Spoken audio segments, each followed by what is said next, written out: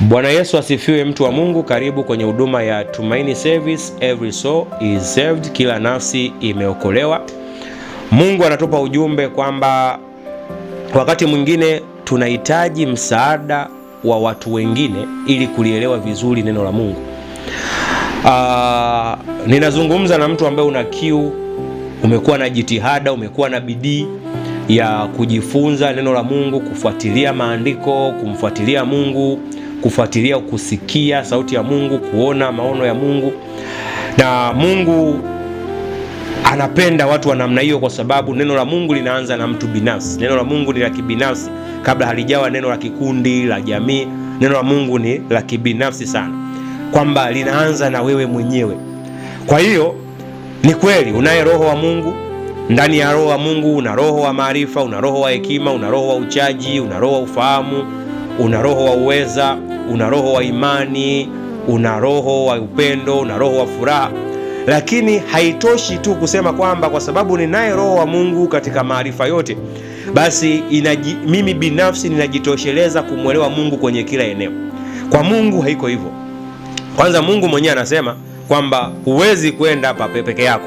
Maana Mungu anasema heri wawili kuliko mmoja. Manake Mungu sio Mungu wa kipekee pekee. Ndio maana yeye mwenyewe ni Mungu Baba, Mungu Mwana, ni Mungu Roho Mtakatifu. Kwa sasa na wewe kwako, manake Mungu anasema huwezi kuwa inchaji mwenyewe peke yako kwenye kila kitu. Mungu anasema kwenye kitabu cha Yeremia sura ya 3 mstari ule wa 15, anasema nitakupa mchungaji anayependeza moyo wangu, atakayekulisha kwa maarifa na ufahamu. Kwa manake wewe binafsi ndio unalijua neno la Mungu, ndio unajifunza neno la Mungu, ndio unalisoma, ndio unalifanyia kazi, ndio na linatenda. Lakini haijitoshelezi wewe peke yako kulielewa neno la Mungu. Unahitaji sasa kujua. Kwa mfano tukiangalia mfano, Mungu anatupa mfano kwenye kitabu cha Matendo ya Mitume ile sura ya 8, tukianzia ule mstari wa 27. Tunamwona mtu mmoja. Yesu anasema pale, naye akaondoka akaenda, mara akamuona mtu wa Kushi, toashi, mwenye mamlaka chini ya Kandake, malkia wa Kushi, aliyewekwa juu ya hazina yake yote, naye alikuwa amekwenda Yerusalemu kuabudu. Huyu mtu alikuwa na hiyo tabia ya kwenda Yerusalemu kuabudu mara kwa mara. Ni toashi, anampenda Mungu wake. Na alipokuwa njiani akitoka kule, huyu mtu alikuwa anasoma. Mungu anasema akawa akirejea ameketi garini mwake akisoma chuo cha nabii Isaya. Lakini pamoja na kusoma kile chuo cha nabii Isaya, Mungu akamwambia Filipo, Roho akamwambia Filipo, sogea karibu na gari hili ukashikamane nalo. Basi Filipo akaenda mbio akamsikia anasoma chuo cha nabii Isaya. Akanena, je, umeyaelewa hayo unayosoma? Akasema, nitawezaje kuelewa mtu asiponiongoza? Akamsihi Filipo apande na kuketi pamoja naye.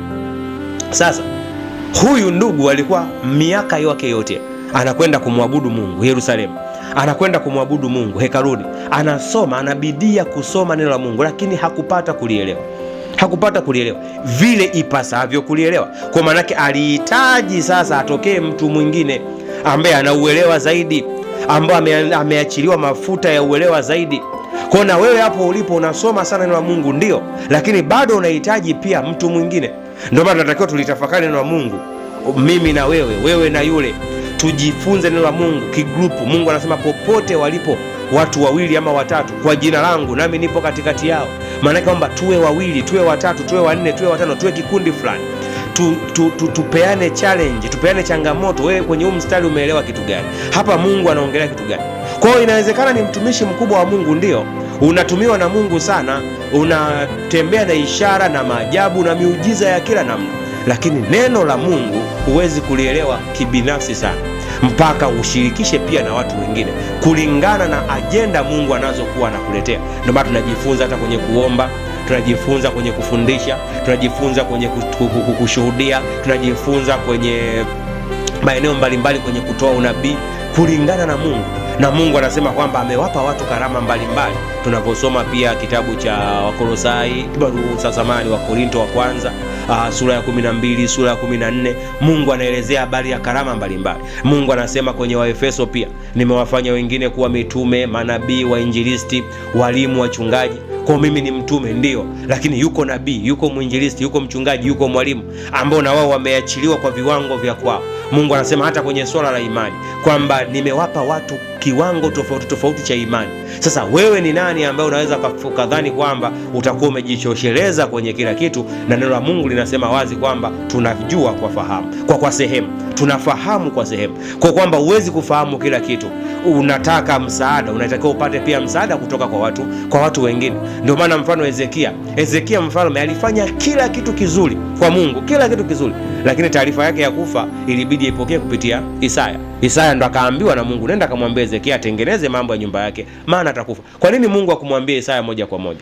Kwa sababu tunahitajiana, na Mungu anasema kwamba Roho wa Mungu anatutumia kwa kufaidiana. Mimi mwalimu nitatumika kwa kumfaidia mchungaji atatumika kwa kumfaidia mwinjilisti atatumika kwa kumfaidia nabii atatumika kwa kumfaidia muombaji atatumika kwa kumfaidia muonaji atatumika kumfaidia mtu mwingine, kutegemea na karama na kitu Mungu ambacho amekipanga. Kwa hiyo inawezekana kwamba umejitosheleza sana kwenye nafasi fulani ambayo uko nayo, lakini Mungu anasema unajua tu kwa fahamu, kwa sehemu, kwamba ufahamu wako upo tu kwa sehemu fulani, lakini unahitaji na mkono wa shirika, unahitaji na kusikia kutoka kwa mtu mwingine. Ndio maana tunaona Petro aliambatana na Yohana, tunaona Paulo aliambatana na Sila na Timotheo na Filipo na watu wa namna hiyo, ili sasa tuendelee kupashana joto katika ule uelewa tulionao. Kwa Mungu anajua kwamba una kiwango fulani cha uelewa mkubwa sana,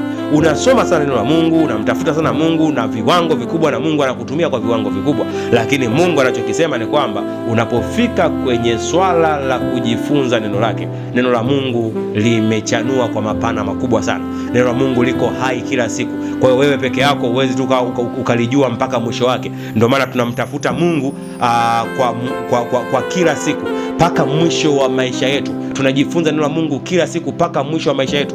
Waangalie wana wa Beroya, Biblia inatuambia wazi kwamba walikuwa na uelekevu wa moyo, lakini walilichunguza neno la Mungu kila siku ili wajue ndivyo lilivyo. Sio mtu mmoja, walikuwa ni wengi, walikuwa ni kikundi cha watu, walikuwa ni jamii ya watu.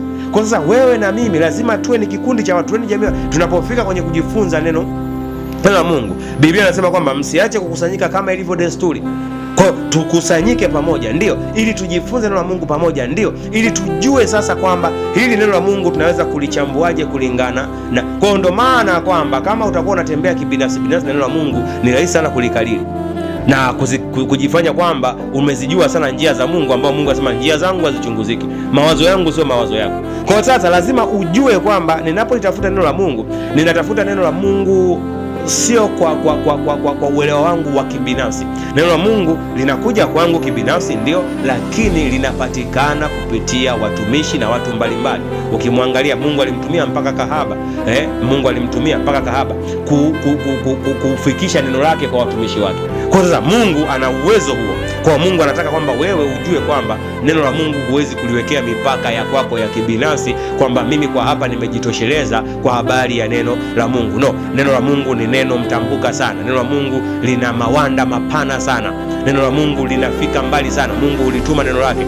Kwa sasa unatakiwa uelewe kwamba kipengele ulichonacho mtu wa Mungu, neno la maarifa, neno la ufahamu, Mungu anasema ameliachilia kwa watu mbalimbali, hajaliachilia kwa mtu mmoja. Kwa mimi nikutakie baraka, nikuombee baraka kwa Mungu.